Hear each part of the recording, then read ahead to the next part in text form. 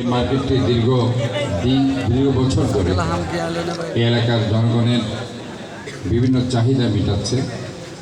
অলঙ্কার শপিং কমপ্লেক্সে আজকে রেফেল ড্র অনুষ্ঠানের সম্মানিত সভাপতি বুকেট জামাল উদ্দিন চৌধুরী, উনি অনেক গুরুত্বপূর্ণ বক্তব্য রেখেছেন, কথা বলেছেন। এখানে এই মার্কেটের সাধারণ সম্পাদক হারুনুর রশিদ আছেন, এখানে ভাইস প্রেসিডেন্ট এই সমিতির খালেদুজ্জামান, আরও আমাদের হানিফ সাহেব আছেন, শাহাদাত হোসেন আছেন এবং আরও অনেকেই ভাইস প্রেসিডেন্ট আছেন। তবে এখানে আমার জসিমউদ্দিন জিয়া ভাই, আমাদের এই এলাকার কৃতি সন্তান এবং সাধারণ সম্পাদক, অত্যন্ত ত্যাগী নেতা, উনি আছেন। শাহরিয়ার জিয়া এই ব্যবসায়ী সমিতির সম্ভবত এই মার্কেট বোধহয়,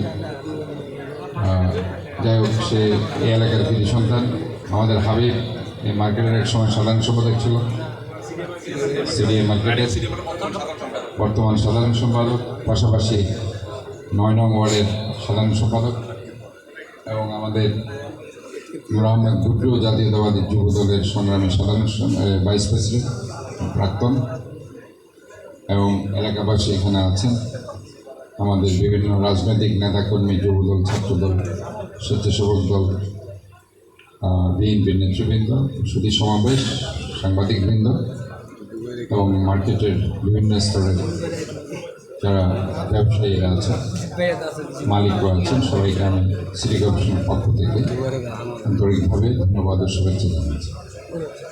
প্রথমত, আপনাদের যে দাবিটি আছে সেখানে হচ্ছে যে ইলেকট্রিসিটির যে ভুলগুলো এখানে আছে, যেগুলো হয়তো আপনারা অনেকবার পিডিবিকে বলেছেন, তারা কোনো অ্যাকশন তারা নেয়নি। আপনারা একটা অ্যাপ্লিকেশন করবেন আমার বরাবর, আমি পিডিবির চেয়ারম্যানকে বলে দেব যাতে করে অতি দ্রুত এগুলো সরিয়ে ফেলা হয়। এটা অবশ্যই প্রতিবন্ধকতা করছে জলাবদ্ধতার জন্য। এটা ওই মিনিস্ট্রির যিনি প্রধান, উনি কিন্তু এখন জলাবদ্ধতার দায়িত্ব আছে, কাজে ওনাকে প্রয়োজন আমি বলবো এই প্রদেশটাকে যে সরিয়ে ফেলার জন্য। এবং আরেকটা হচ্ছে জোড়া দিঘির, খুব চমৎকার একটা জোড়া দিঘি, আমরা সিটি কর্পোরেশন থেকে অনেক আগেই এটাকে সৌন্দর্য বর্ধন করার জন্য, হাঁটার জন্য, ওয়াকওয়ে করার জন্য আমরা চেয়েছি ইনশাআল্লাহ। তো আমরা যদি এই জোর ঢেবা আর কি, জোড়া দিঘি বলি এখানে, তো এই ঢেবাটা যদি আমরা পেয়ে যাই তাহলে এলাকাবাসী সেখানে হাঁটতে পারবে, সেখানে বসতে পারবে, তারা বিনোদনের একটা স্থান হিসেবে সেটাকে বেছে নিতে পারবে। কাজে এই দুটো জিনিস আমি কনসেন্ট্রেট করছি।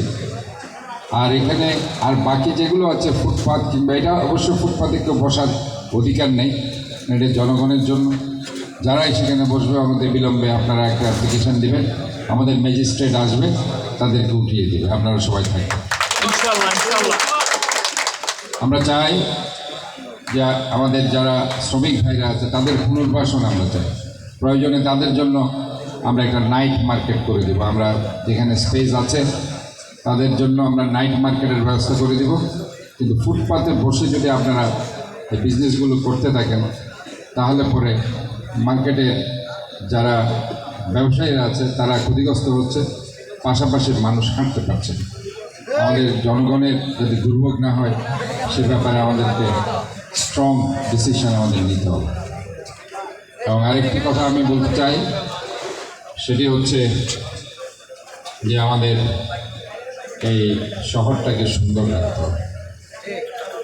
আমরা যত্রতত্র ময়লা ফেলবো না, ডাস্টবিনে ফেলবো, ময়লা ফেলে এই শহরকে অসুন্দর করবো। আজকে প্লাস্টিক, পলিথিন, ককশিট নালা নর্দমার মধ্যে ফেলে, খালের মধ্যে ফেলে আপনারা জলাবদ্ধতার সৃষ্টি করছেন। এই ব্যাপারে আপনাদেরকে আমি বলতে চাই, যেসব দোকানের